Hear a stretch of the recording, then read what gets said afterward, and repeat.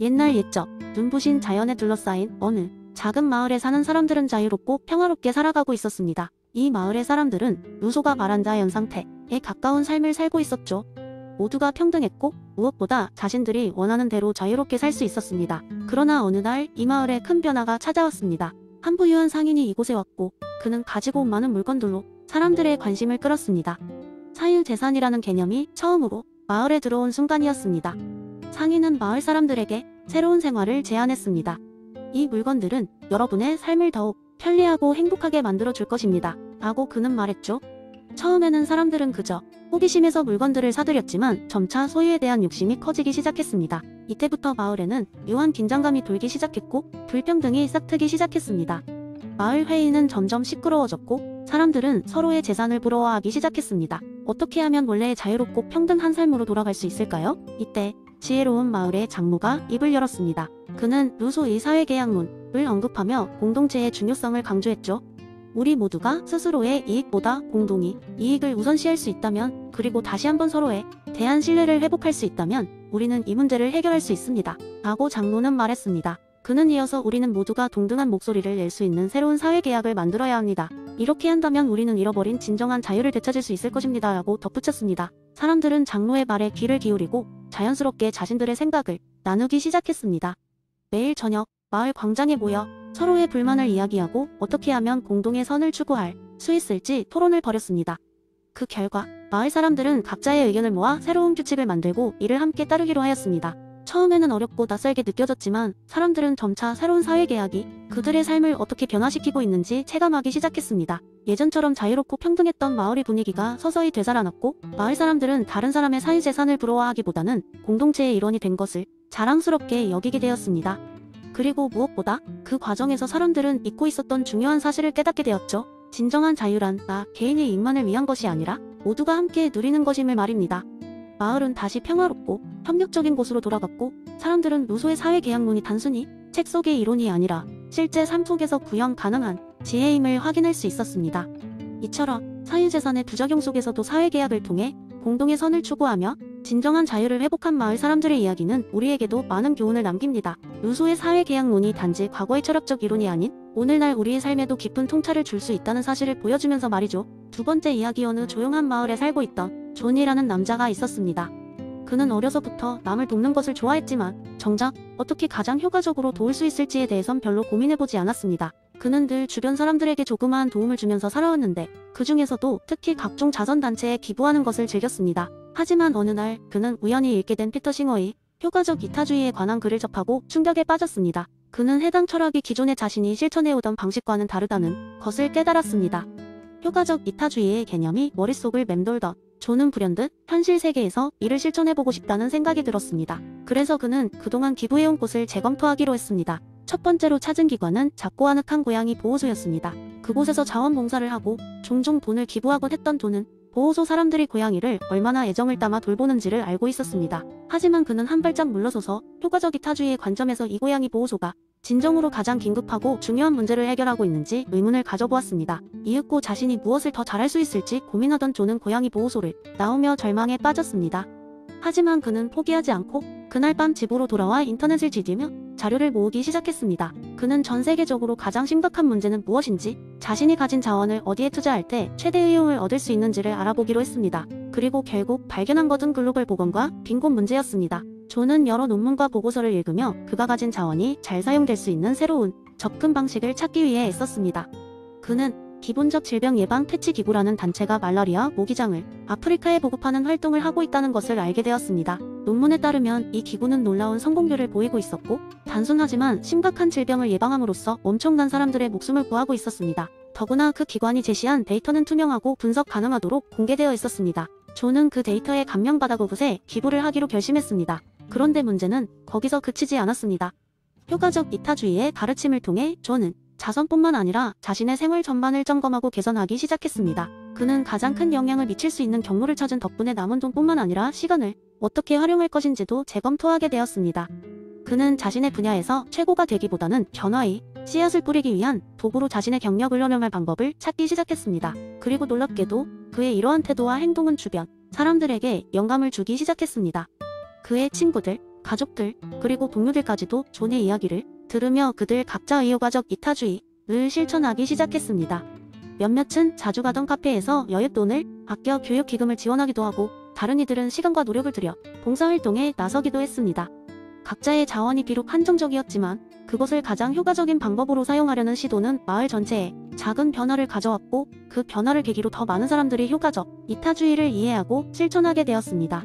존은 마을의 이런 변화를 보며 미소를 지었고 그로 인해 자신이 받은 내적 충족감은 무엇과도 비교할 수 없었습니다. 이렇게 피터 싱어의 이론을 통해 한 남자가 찾은 작지만 위대한 변화의 여정은 많은 사람들에게 깊은 울림을 주었습니다. 효과적 이타주의는 단순한 철학에 그치지 않고 삶의 방향을 바꾸고 타인을 변화시키는 힘이 있다는 것을 모두에게 알리는 계기가 되었던 것입니다. 세 번째, 이야기 한적한 시골 마을에 위치한 조용한 카페. 사색의 정원에는 철학을 사랑하는 사람들이 모여들곤 했습니다. 그곳은 단순히 커피를 마시는 곳이 아니라 깊고 의미 있는 대화가 오가는 장소였습니다. 어느 날 이곳에 독특한 이야기가 펼쳐지게 되었습니다. 주인공은 철학에 심취해 있는 한 젊은 남자 데이브였습니다. 그는 앤스콤의 의도 이론에 깊은 관심을 가지고 있었죠. 데이브는 항상 다양한 철학 이론들을 사람들에게 이야기하는 것을 좋아했는데 그날도 예외는 아니었습니다. 그의 앞에 앉은 사람은 메리라는 이름의 은퇴한 교사였습니다. 메리는 요즘 젊은이들이 생각하는 방식에 대해 궁금해했고 데이브가 그 궁금증을 풀어줄 적임자라고 생각했습니다. 대화의 시작은 데이브가 말한 한 문장으로 시작되었습니다. 우리는 왜 행동을 해석할 때 그 사람의 의도를 간과하는 걸까요? 메리가 호기심 가득한 눈으로 물었습니다. 의도가 그렇게 중요한가요? 결국 결과가 더 중요하지 않나요? 데이브는 미소를 지으며 대답했습니다. 결과도 중요하지만 앤스콤은 의도가 행동의 진정한 의미를 드러낸다고 말했어요. 예를 들어 같은 행위라도 의도에 따라 완전히 다른 의미를 가질 수 있습니다.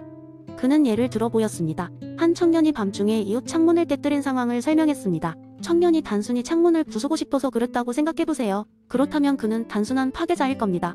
그러나 만약 그 행동의 의도가 이웃이 집에 불이 나서 누군가를 구조하기 위한 길을 만들기 위해서였다면 어떨까요? 메리는 고개를 끄덕이며 말했습니다. 그렇다면 청년은 영웅이 되겠군요. 데이브는 이어서 설명했습니다.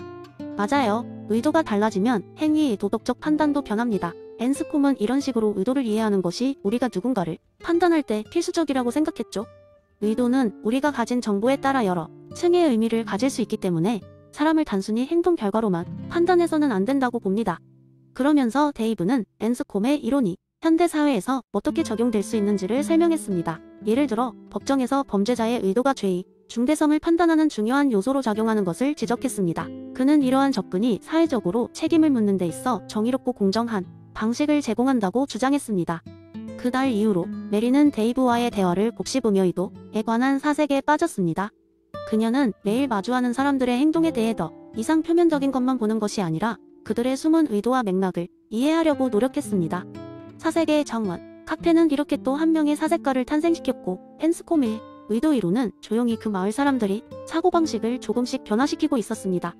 데이브의 열정적인 설명은 사람들에게 의도에 대해 생각해볼 기회를 주었고 그들은 자신의 삶의 여러 측면에서 의도의 중요성을 엿볼 수 있었습니다.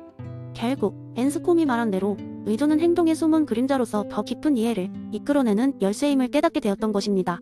네 번째 이야기. 한 번은 철학 수업에서 학생들이 버나드 윌리엄스의 작업물을 탐구하고 있었다. 특히 진과 인디언들 사고 실험에 대해 열띤 토론을 벌이던 날이었다. 학생들 사이에서 그 논의는 쉽게 결론이 나지 않았다. 각자 자신의 이론적 입장을 고수하며 다른 의견을 가진 친구들과 치열한 논쟁을 벌였다. 그러던 중 교수님은 학생들에게 흥미로운 제안을 했다. 오늘 저녁 여러분 각자 윌리엄스의 사고 실험을 동료나 친구들한테 설명해주고 그들의 반응을 내일 수업에서 공유해봅시다. 어떤 선택을 하고 그 이유가 무엇인지 물어보세요. 학생들 중에는 기숙사 생활을 하는 소피아와 마이크가 있었다. 그들은 함께 숙제도 하고 철학 토론도 자주 즐겼다. 그날 저녁 그들은 기숙사 공동 거실에서 친구 몇 명을 모아 이 사고 실험을 이야기하기로 했다. 소피아는 열정적으로 사고 실험을 설명했다. 이 상황에서 짐이라는 여행자가 인디언 마을로 여행을 갔는데 그 마을의 주민들이 억울하게 포로로 잡혀 있었어. 무장한 군인이 짐한테 한 명이 인디언을 총으로 쏘라고 요구했지. 만약 그렇게 하면 나머지 인디언들은 풀려나고 그렇지 않으면 모두가 죽게 돼. 마이크가 이야기를 이어받았다. 그렇다면 너희는 짐이 어떤 선택을 해야 한다고 생각해? 친구들은 잠시 고민에 빠졌다. 그중 한 명인 리사는 결과주의적 입장에서 말했다. 나는 짐이 한 명을 희생시켜서 나머지를 구해야 한다고 생각해. 그렇게 하면 한 명의 희생으로 더 많은 생명을 구할 수 있으니까. 반면 제이크는 의무론적 관점을 옹호했다. 아니야. 짐은 결코 직접 사람을 죽이는 선택을 해서는 안 돼. 그건 도덕적으로 옳지 않아. 행동 자체가 잘못됐다는 사실을 무시할 수 없지. 이야기가 점점 흥미로워지자 대화는 방향을 튼다. 그러던 중 함께 있던 엠마 가그들과 다른 새로운 관점을 제시했다. 버나드 윌리엄스는 이런 상황을 설정한 이유가 아마도 우리가 윤리를 따질 때 어떤 기준이든 한쪽에 치우치지 않고 복잡한 현실을 고민해보라는 것이 아닐까? 현실에서는 우리가 생각지도 못한 요소들이 많아서 단순한 이론적 접근으로는 부족할 때가 많잖아. 그 말을 들은 소피아와 마이크는 고개를 끄덕였다. 윌리엄스가 현실의 복잡성을 이해하고 그것을 무시하지 않도록 하는 것이 사고 실험의 진정한 목적이라는 생각이 들어 모두가 자리에 모인 의미가 더욱 커졌다. 각자의 생각을 나누고 그날 밤은 다양한 논의가 끝난 후 소피아와 마이크는 내일 수업에서 나누기를 기대하면서도 인류학과 도덕의 복잡성에 대해 한층 더 깊이 이해하게 된 자신의 모습을 발견했다.